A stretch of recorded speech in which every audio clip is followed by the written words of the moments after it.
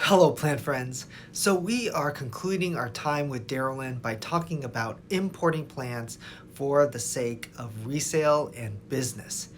Is it worth importing plants from other countries or other continents in this 2021 post-COVID era or resolving COVID era? Is it still worth it? So enjoy this episode, guys, and if you want to support this type of content, please consider joining my Patreon. And also, thank you so much for all my current Patreons for continuing the support. All right, let's go. Hello, plant friends. I'm here with Darylen, and she is a fellow YouTuber as well. Like Jimmy said, my name's Darylen, and you can find me on YouTube and Instagram at PlantFriend down the street. Okay. I kind of started the channel because I noticed that there was a little bit of space in the YouTube community for content that was a little bit more chilled out and a little bit more relaxed, but also kind of geared less towards absolute beginners. My goal is to kind of create like an ambiance of just like, hey, we're hanging out, I'm your friend from down the street, because unfortunately a lot of my plant friends are scattered all across the country. Right. Okay, so what I wanted to talk to you about today was that you told me earlier that you're thinking about starting a plant business. I'm not really thinking about it. I already incorporated it. Okay, all right. So yeah. So sorry about that. Okay, not thinking, doing. I am, yeah. So now that you're focusing on starting off selling plants, right? Yeah. What has been the biggest challenges so far? The biggest challenge is for sure getting inventory. Okay. Because the plant market is so hot, and I think that there was a frenzy of a lot of people trying to get in and make quick money off of it, that inventory is in really short supply. And kind of the tried and true wisdom of how you bring in inventory is, you import plants from either South America or Southeast Asia. And because of the climate of what we've seen with prices skyrocketing, the importers aren't, unaware of this. And you have to be really, really careful when you're importing plants because it's just not as simple as it used to be. There's a lot of people who have recently got into the plant game over in Southeast Asia, and you can't blame them because it's a very lucrative business. You can't blame them at all. No, but they just aren't really as dialed into pricing. And if you are not keeping an eye on the macro of plant prices in, for me it's the United States, for someone else it may be Europe or whatnot. If you're really not keeping an eye on the macro of that, it can be really easy to overpay for things. And a lot of these importers, they're very proactive, messaging people on Instagram, trying to build out their customer base. And you see that they have all these plants in stock and it's like, oh my gosh, like it's too good to be true, like X price for this plant.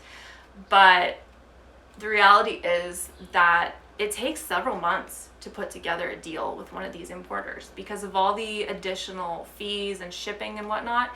It really isn't worth it unless you put in a big order. And phytosanitary takes a long time. So by the time you get your order, the market could have completely changed. When you're saying big, how big are we talking about? I mean, like a couple $1,000s. A couple thousand. Yeah. Yeah. I mean, depending on the size of your operation, at least 50 plants. Yeah. Mm-hmm. Yeah. Mm-hmm. And then you also have to have room, obviously, to rehab them, store them, grow them, do all this stuff. And that's something else too that I don't think a lot of people really understand because especially Americans, we're very used to buying a product and it's shiny and new and we expect something in mint condition. Buying plants in general, there's very few places where you can expect that in just to begin with. Mm-hmm. Importing plants, you're not buying a plant. You're buying the chance to have a plant. That's a very interesting way to look at it. It's just the truth, you know? And so I would just caution anyone who's thinking, oh, maybe I could just import some plants and flip them. Like, it's not It's not that simple. It's not that straightforward. You really have to vet your sellers, because while the Southeast Asian growers are some of the most talented growers in the world, I mean, I have seen stuff from these guys that it just like puts your jaw on the floor. A lot of their businesses are newer, and they are not able to do the things that we're used to buying from places like Equigenera, where they send over all of the plants that they've sold once a month in bulk. They send them air cargo. It's managed by somebody who does it all the time. They work with customs. They have relationships, and they get your plants to their bulk location. The phytosanitary, it's all done in bulk, and then it's shipped to you. And you could, if you're willing to pay express shipping, I mean, you can have plants from Ecuador in 3 or 4 days. That is absolutely not the experience that you're going to have ordering from small growers.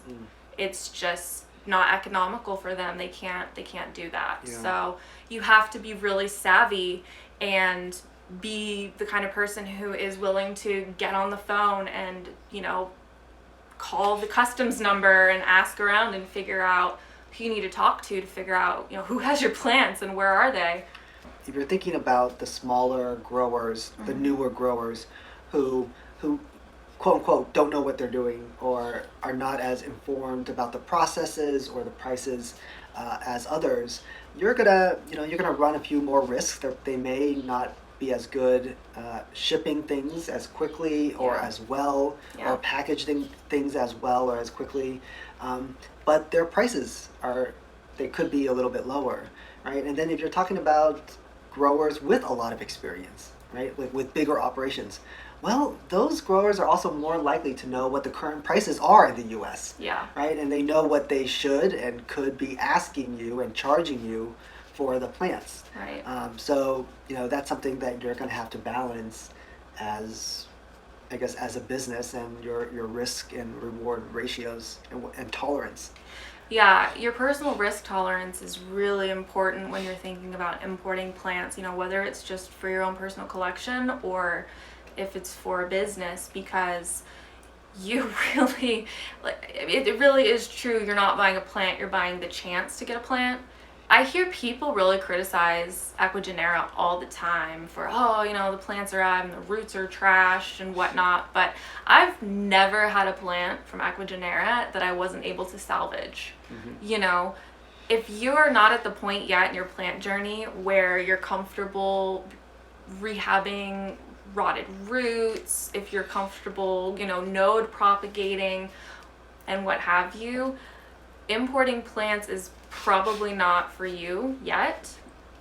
Experiment with those kinds of things and see how you feel eventually. But the thing about ordering from the South American growers is that they always pretty much give you enough plant that if the plant, the leaves don't make it, you can start over. My experience with the Southeast Asian growers is that for the most part, they're growing a lot of seedlings, and my guess is that's because they're tissue cultured, and so there's not a lot of plant to work with there. Right. Ooh, yeah. Importing seedlings or having seedlings or small plants in a box that could be there, 2 to 3 weeks transit time. That's rough. And especially if you are located geographically anywhere where your plants are going to be coming through LAX. LAX is one of the most impacted customs inspection sites in the country. And a lot of the Indonesian growers in particular, they tape the boxes and they encase it completely in plastic with no ventilation. And so it's just a recipe for having problems. It's just kind of how it works. Yeah. I definitely think that the importing for resale environment nowadays is much different than what it was pre-COVID and several years ago, before the crazy pandemic quarantine induced plant craze. Yeah. Nowadays, you see a lot more Asian sellers on Etsy, right? and I'm sure they're on eBay and all the other sites. So they are aware of what they could charge, even though it's cheaper than here. I mean, they are aware of the prices, which was a little bit different back then. Back then, I think you definitely didn't see as many sellers, on those platforms. I guess it's good and bad. I think it's definitely good for the individual, right? For the private collectors. I think there's more options. I think more options is good. I think for the people who are reselling or importing to resell, I think the environment is much more competitive. And much harsher. Yeah. One thing that is definitely true is that the Southeast Asian growers and also the South American growers have figured out that they can make a lot more money selling direct to consumers rather than selling to businesses. So they're moving away from wholesale to retail. However, what retail consumers may not be expecting is that you're still going to be getting a wholesale experience. It's just that the wholesaler is now going to take out the middleman and get all of that money. And so if you're going to go ahead and take the plunge into importing, you need to be exacting and meticulous in knowing what you're getting into. Because if you're dealing with the South American growers, or there's also more established larger operations in Southeast Asia as well. I'm just more familiar with the South American ones personally, so that's kind of more what I'll speak to, is that they have much larger operations. Some of these businesses have been operating for like 30 plus years. Their logistics are very, very dialed in, and they understand that if they're going to move to try and do more of a retail approach, that they're going to have to sometimes refund people. They're going to have to do customer service. They're going to have to send replacements. And, like I said before, people rag on Equigenera all the time, but I know that if I email them and say, hey, my plant showed up, it doesn't look so hot, they will help me try and salvage it. And if it doesn't work, they will either refund me or send me a replacement, and they'll let me choose. With a lot of the smaller Southeast Asian growers, a refund is completely off the table. Right. You have to be very careful to make sure that you don't buy something that's not got a replacement guarantee. And also too, a lot of the times when they say there's a replacement guarantee, you need to make sure you clarify whether it's a one-time replacement guarantee or if they're actually going to work with you to completely resolve the issue. Because a lot of them are small, they just don't have the economics to be able to do that. And I think a lot of, especially American consumers, are kind of used to being treated as like the customer's always right and always having something be made whole again. And if you're working with a lot of these small importers, that's not going to be the experience that you're going to have. So you need to make sure that they've confirmed for you that the plants that you're looking at are the exact plants that you're going to receive. And a lot of them will also really push you to ship your plants air cargo. But the thing that they don't tell you, and that most people probably don't know, is that if you ship plants via air cargo, in order to get the plants from customs, they have to be picked up by a broker who's bonded and insured and licensed and all of that, and then they transport the plants to the inspection site. So if you're, just an enthusiastic collector and you're like, oh, they have a bunch of stuff that I really want, and I want to make sure that my babies get the best treatment, and you pay for air cargo, it's expensive. Yeah. It's like $500 minimum, and then you don't know that you need a broker. I mean, you could end up losing all of those plants. It's a very different kind of just customer service experience. Right. You have to be really proactive, and I think especially amongst people kind of in our age bracket, there's this kind of movement of, you need to be nice to customer service representatives. Like, No. With these exporters, like, you need to be on them. Like, don't leave any questions on the table. Don't make any assumptions. Like, if they're showing you things and it's not in good lighting, you need to say, you need to show me these plants in better lighting. You need to make sure that they say this is the exact plant that you're getting. I mean, you're, talking to you, you're using business terms. You're using economics terms. You have to treat this as a business about plants instead of plants, being a business, right? Like, you kind of have to like think about it as a business first. And if it were a business, you would be on top of everything. Yeah. Right? You would be top of like, what's the product like? What's the quality of the product? How fast can I get the product? How fast can I turn it around? Yeah. What's the profit margin, right? These are things that you got to consider when you're getting serious about this, because I think that if you're not, you're going to have a lot of headaches. How are you paying for the plants? Are you doing PayPal? Is that kind of what's the... Yeah. So basically, don't buy anything from an importer or an exporter that you don't know via any other method than PayPal goods and services. Don't do it. And if they try to pressure you to use friends and family, or they try to pressure you to use something else, don't do it. Cut that deal off right there. Yeah. Because that's a bad sign for a number of reasons, but the number one thing is that if you don't use PayPal goods and services, you have no leverage over them if they don't meet your expectations. Right. There's no, you have no leverage. You have nothing, really. Yeah.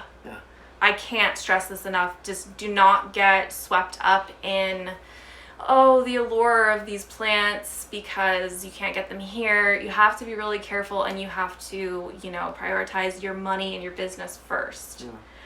The ones that do sell on Etsy, that's also fine, because you can open a claim on Etsy, and Etsy's great at adjudicating that kind of stuff.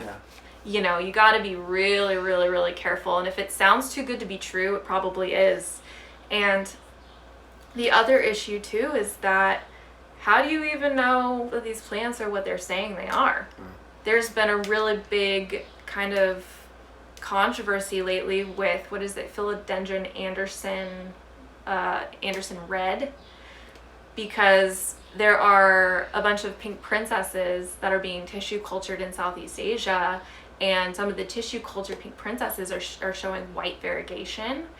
And there's been some reports that the white variegated pink princesses are being called Philodendron Anderson white.